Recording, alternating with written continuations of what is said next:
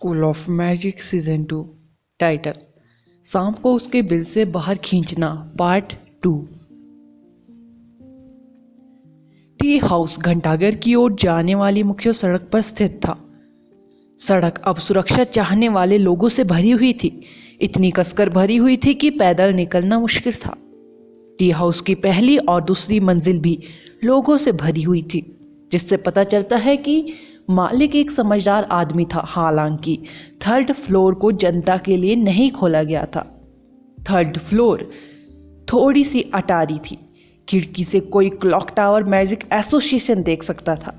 घंटी की तीव्र ध्वनि बज रही थी। प्रत्येक झंकार प्रकाश के मुख्य स्तंभ के माध्यम से आकाश में सुनहरे कण उत्सर्जित करेगी, जो शहर की रक्षा करने वाले अवरोध में ऊर्जा स्थानांतरित करेगी। पवित्र ऑरा निरंतर उत्सर्जित हो रहा था। शायद प्राचीन घंटी से सुरक्षा ही एकमात्र कारण थी, जिसके कारण लोगों के दिल में अभी भी आशा की हल्की सी झलक थी। एक बार जब झंकारें बंद हो गई और सुनहरा ऊर्जा अवरोध को बनाए नहीं रख सकी, तो सब कुछ समाप्त हो जाएगा। वह चीज अंत में मात्र एक सजावट में बदल जाएगी। चाय घर के मालिक ने घंटाघर की ओर उदासीनता से देखा। जैसे ही उसने वाक्य पूरा किया, एक कार्यकर्ता तेजी से अटारी की ओर चला गया। बॉस, कुणाल नीचे है। ऐसा लगता है जैसे वह यहाँ आश्रय की तलाश में है। बाहर बहुत सारे लोग थे, ठंड है और भूख से मर रहे हैं, कार्यकर्ता ने कहा। ओह ओह, यह वह है। उसे ऊपर आने दो। बच्चा इतना भाग्यशाली है, वह अभी भी जीवित है। अन्यथा मुझे यह भी नहीं पता होगा कि रजावत को वापस कैसे रिपोर्ट करूं, मालिक आदि ने कहा। कार्यकर्ता जल्द ही कुणाल को अटारी तक ले आया। यह विशाल नहीं था, लेकिन यह अच्छी तरह से सजाया गया था, जो प्राचीन किन्ह राजवंश के दौरान की शैली से थोड़ा मिलता जुलता था।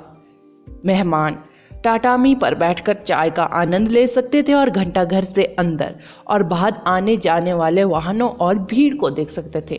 फिलहाल पूरी सड़क पर लोगों का जमावड़ा लगा हुआ था। अंकल, आपने इतने सारे लोगों को अपने साथ लिया है और उन्हें खाना भी दिया है। आप बहुत दयालु व्यक्ति हैं। कुणाल मुस्कुराते हुए अंदर आया। वह उस व्यक्ति के लिए कोई अजनबी नहीं था। हे छोटे शैतान, मैंने तुमसे कहा था कि बाहरी दीवारों से बाहर मत जाओ। तुम्हें देखो, तुम्हारे चाचा रजावत और मैंने तो यहाँ तक सोच लिया था कि तुम मर गए हो। तुम्हें जीवित और स्वस्थ देखकर अच्छा लगा। आदि ने कुणाल के कंधे को थपथपाते हुए कहा। मेरे चाचा कहाँ हैं? क्या वह ठीक है? कुणाल ने चिल्लाकर कहा। आप अब भी उन्हें अंकल क्यों कह रहे हो? आपको उन्हें दोष भी नहीं देना चाहिए। जब ज्ञान सिंह अभी भी परिवार का प्रभारी व्यक्ति था, अगर उसे पता होता कि तुम वास्तव में अपने चाचा के कमीने हो, तो उसने निश्चित रूप से इसके बारे में बहुत बड़ा उपद्रव किया होता। अंत में आपके चाचा उन्हें केवल यह बता सके कि आप और आपकी माँ उनसे दूर के चचेरे भाई है। आदि ने ईमानदारी से कहा। मुझे इसकी आदत हो गई थी। कुणाल अपने विचारों में खोया हुआ लग रहा था, फिर भी उसने इसे दिखाने की हिम्मत नहीं की। मुझे नहीं पता कि वो अब कहाँ है, लेकिन उसे कहीं सुरक्षित होना चाहिए। चिंता मत करो। ओह, वैसे मैंने उन लोगों से सुना है जो यहाँ आश्रय की तलाश में आए थे कि आपको और आपके दोस्तों को रॉयल मैजिशियनों द्वारा ले जाया गया था। क्या सब ठीक है? आदि ने कहा। कुणाल का दिल ठंडा हो गया। उसे उम्मीद नहीं थी कि आदि इतनी अच्छी जानकारी रखेगा।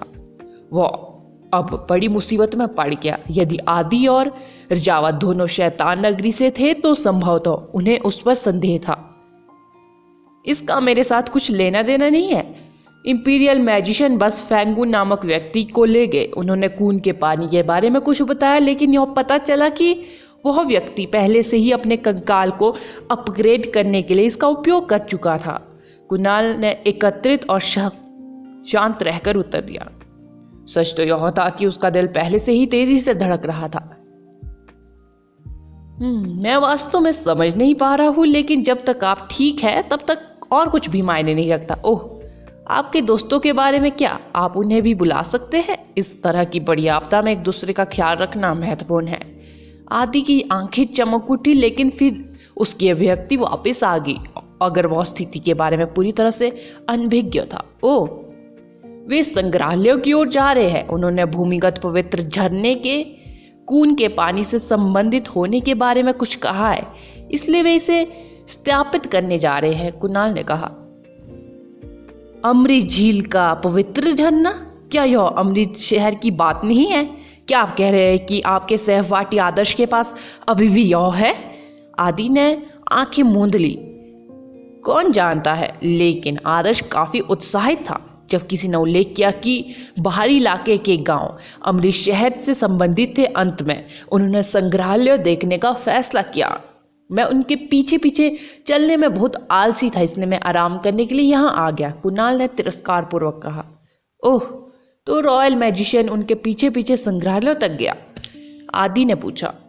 मैं ऐसा नहीं सोचता। हमारे रॉयल मैजिशियनों को छोड़ने के बाद ही वे इस योजना के साथ आए। मुझे यह भी नहीं पता कि भूमिगत पवित्र झरने का उपयोग किस लिए किया जाता है। शायद जब मेरे चाचा वापस आएंगे तो मैं उनसे पूछूंगा, कुणाल ने कहा। ओह कुणाल, तुम्हें यहीं आराम करना चाहिए। मैं जाऊंगा और पहले कुछ मामलों पर ध्यान दूंगा, आदि ने कहा। ठीक है, कुणाल ने सिर हिलाया। जब उसने आदि को कमरे से बाहर निकलते देखा तो उसे ऐसा लगा जैसे उसका दिल उसकी छाती से बाहर कूदने वाला था। थोड़ी देर बाद जब उसकी भावनाएं शांत हुई तो उसके चेहरे पर एक दर्दनाक भाव आया और उसकी आंखें खून से लथपथ हो गई। वह इस समय मिश्रित भावनाएं महसूस कर रहा था, जिससे उसे लगभग ऐसा महसूस हो रहा था कि वह किसी भी क्षण मानसिक रूप से टूट जाएगा। वह वास्तव में चाहता था कि यह सब महज एक अटकलें हो। उन्हें उम्मीद थी कि आदर्श और अन्य लोग उस व्यक्ति से नहीं मिल पाएंगे जिसका वे इंतजार कर रहे थे। इसका सीधा सा मतलब यह होगा कि रजावत शैतान नगरी के महान डीकन हृतिक नहीं था और समीर ने शायद गलती की थी।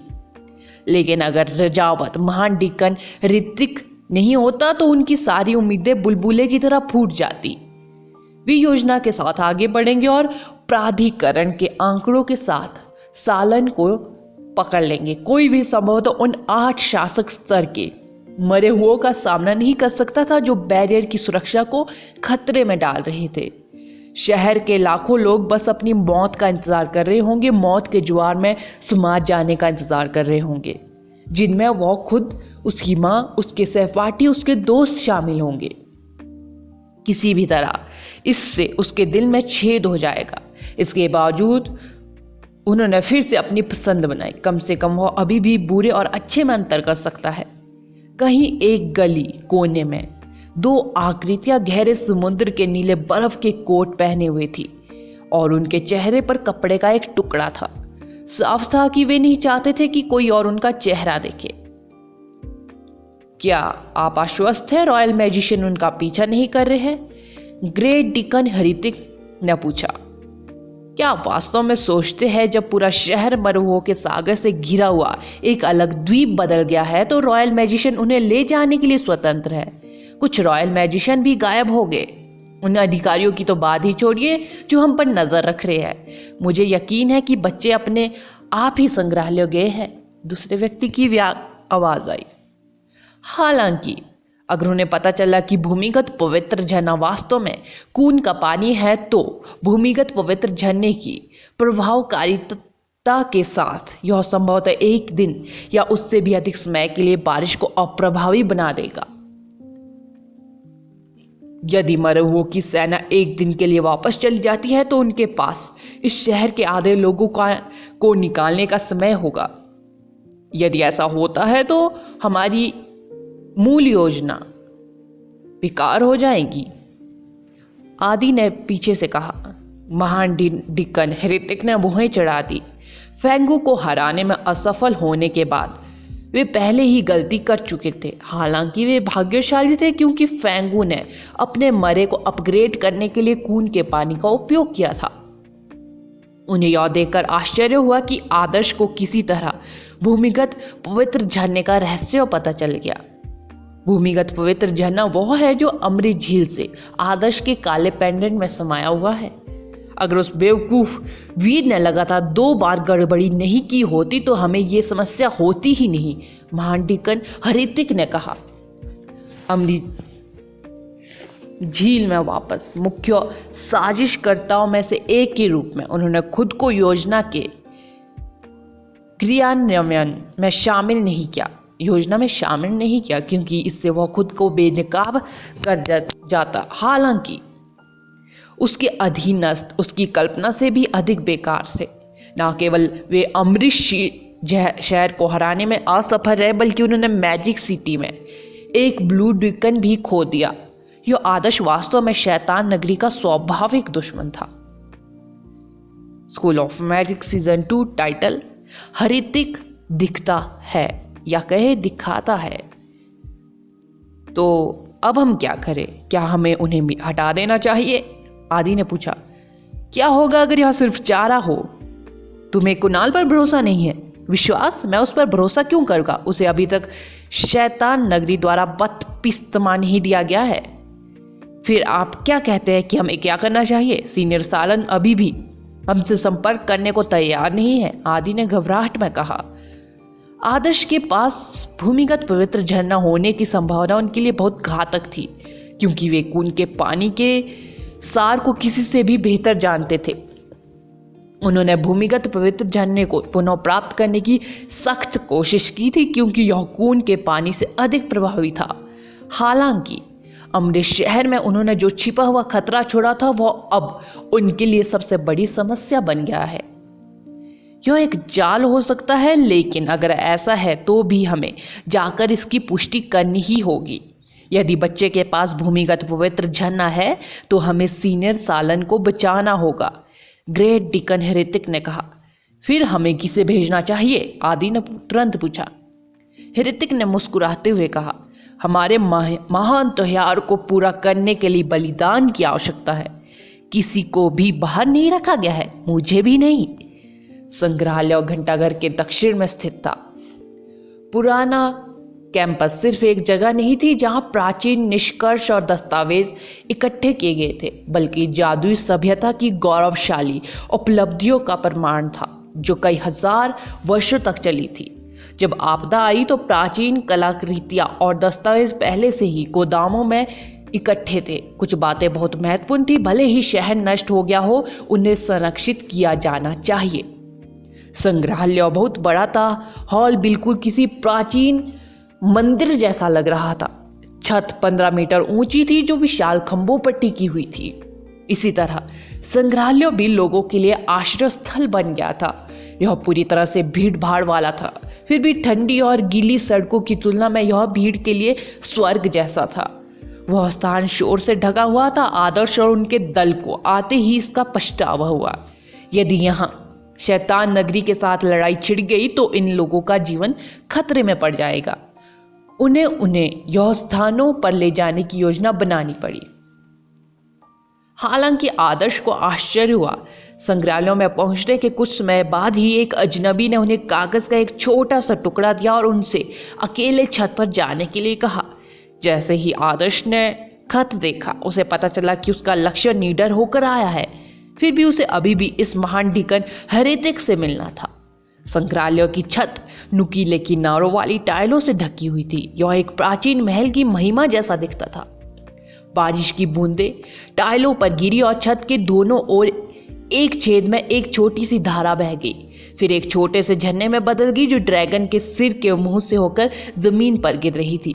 ठीक नीचे तालाब में दूर से ऐसा लग रहा था जैसे 4 ड्रैगन पानी की धाराएं उगलते हुए छत पर रेंग रहे हो। संग्रहालय एक विशाल शरणार्थी केंद्र में बदल गया था, या कहे रेन शेल्टर में। वह स्थान पूरी तरह से भीड़ भाड़ वाला था। छत ही एकमात्र ऐसी जगह थी जो अपेक्षाकृत खाली थी। आसमान से गिरने पर एकमात्र आवाज टाइलों पर बारिश के थपथपाने की थी। आदर्श एक विशाल ग्रे रेनकोट पहने हुए एक किनारे पर खड़ा था। उसे यहाँ से बारिश में भीगा हुआ पूरा अंदरूनी शहर हर सड़क लोगों से भरी हुई दिख रही थी। जैसे ही उसने अंदर की दीवारों पर नजर डाली, मरे हुए लोगों की काली विशाल सेना ने शहर को घेर लिया। इसका कोई दृश्यमान सिरा नहीं था। छोटे मरे काले बिंदुओं की तरह एक दूसरे से कसकर जुड़े हुए थे, जबकि बड़े आकार वाले काले बिंदुओं के बीच खिलौने के मॉडल की तरह थे। माउंटेन जॉ भी उनके बहुत करीब था। आदर्श पहले से ही उसकी आकृति को बारिश के बादलों में झांकते हुए देख सकता था और उसकी ठंडी आंखें बादलों के बीच टिमटिमा रही थी। आदर्श, काफी समय हो गया है, आपके पिता विक्रम कैसे है? आदर्श के पीछे से आवाज आई। आदर्श धीरे से घुमा और छत पर एक व्यक्ति को खड़ा पाया। उन्होंने रेनकोट भी पहना हुआ था। बारिश की बूंदें उस पर गिरी, जिससे उसका थोड़ा लंबा और भारी रूप उजागर हो गया। हुड्डी के नीचे घनी बोहों और दाढ़ी वाला एक चेहरा था, फिर भी उसकी त्वचा काफी चिकनी और कोमल थी। एक मध्यम आयु वर्ग के व्यक्ति का विशिष्ट रूप, जो एक आनंददायक जीवन जी रहा था। आदर्श को बहुत समय पहले से ही यह लड़का कभी पसंद नहीं आया था। यह नफरत तब और बढ़ गई जब उस आदमी ने उसका घर छीन लिया। वह नहीं जानता था कि उससे नफरत करने के लिए सभी कारण यही नहीं थे। इस आदमी से मूल तो पूरी दुनिया नफरत करती थी। मेरे पिता अच्छे हैं, उनके पास इतना पैसा है कि वो खर्च नहीं कर पाएंगे, और उन्होंने मुझे एक सुंदर युवा सौतेली माँ भी दी। मौज मस्ती के लिए उसने कुछ हवेलियाँ खरीदी। मुझे लगता है कि उनकी मध्य आयु काफ़ी सफल है। मुझे उम्मीद नहीं थी कि आप वास्तव में यहाँ आएंगे, यह काफ़ी आश्चर्य की बात है। आदर्श ने शांति से उत्तर दिया। हे, तुम इतने चतुर थे कि मुझे पहचान सके। मैं छिपता क्यों रहूंगा जिसके बारे में बात करते हुए? वह बच्चा समीर वास्तव में एक कठिन बच्चा है। मुझे समझ नहीं आता कि वह अभी भी कैसे जीवित है। ओह, इससे कोई फर्क नहीं पड़ता। उसके लिए यह याद रखना व्यर्थ है कि उसे अब क्या याद नहीं रखना चाहिए था। ओह, तुम्हारे पिताजी एक अच्छे इंसान हैं। मुझे अपने जीवन में सबसे बड़ा पछतावा सिर्फ तुम्हारे पिता को मारने के लिए दुर्घटना की योजना बनाना नहीं है। इस तरह उनका कोई बेटा नहीं होता जो परेशानियां खड़ी करता रहे। रजावत मुस्कुराया। उसने अपनी पहचान छिपाने का कोई इरादा नहीं दिखाया। आदर्श ने हुड्डी के नीचे चेहरे को करीब से देखा। यह वास्तव में रजावत था। हालांकि जब उसने रजावत को इतनी आसानी से आते देखा तो वह घबरा गया। यदि वह व्यक्ति अपनी योजना के प्रति अत्यंत आश्वस्त महसूस नहीं करता तो वह यहाँ प्रकट क्यों होगा? यदि वह महान डिकन हेरेटिक होता तो वह अपनी ओर से अन्य डिकनों को यहाँ भेज सकता था। उसे सामने आने की कोई जरूरत नहीं थी। तुम्हें पता है, मेरे पास पहले तुम्हें मारने के कई अलग अलग तरीके थे, रजावत ने कहा। मेरा मानना है कि आप ऐसा नहीं करना चाहते, आदर्श ने कहा। तुम सही कह रहे हो। अंधेरे में देख रहे परिवर्तन संघ के लोगों को मुझ पर संदेह होगा।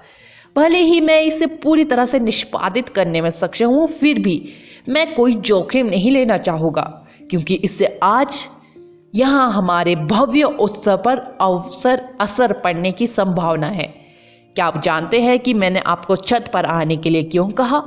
मैं चाहता हूँ कि जब हम घटित होने वाले उल्लेखनीय दृश्यों को देख सके तो आप मेरा साथ दें। जावत उसने आनंददायक ढंग से अपनी बाहें फैला दी। ऐसा लग रहा था जैसे वह बारिश के बीच में खड़ा नहीं था, ना ही वह किसी बड़ी आपदा से पीड़ित शहर के बीच में खड़ा था, बल्कि एक पवित्र प्रकाश उस पर चमक रहा था। उसने ऐसा व्यवहार किया मानो लाखों लोग उसकी पूजा कर रहे हो। एक उल्लेखनीय दृश्य। जब आदर्श ने सुना कि रजावत ही इसका वर्णन कैसे कर रहा है तो उसके रोंगटे खड़े हो गए। वास्तव में भले ही मुझे पता था कि आप इस उत्सव में कुछ समस्याएं पैदा करने वाले हैं, फिर भी मुझे आपको कोई नुकसान न पहुंचाकर रजावत की भूमिका अच्छी तरह से निभानी थी। मैं आपको बता दूं, इस भव्य उत्सव में केवल एक बहुत सी ही छोटी भूमिका निभा रहा हूं मैं, रजावत ने आगे कहा। क्या तुम इतने आश्वस्त हो कि मुझ पर भूमिगत पवित्र झरना नहीं है? आदर्श ने ठंडी मुस्कान के साथ कहा। आसमान जल्द ही अंधेरा हो रहा है। आपका भूमिगत पवित्र झरना केवल सुबह में ही फर्क लाएगा।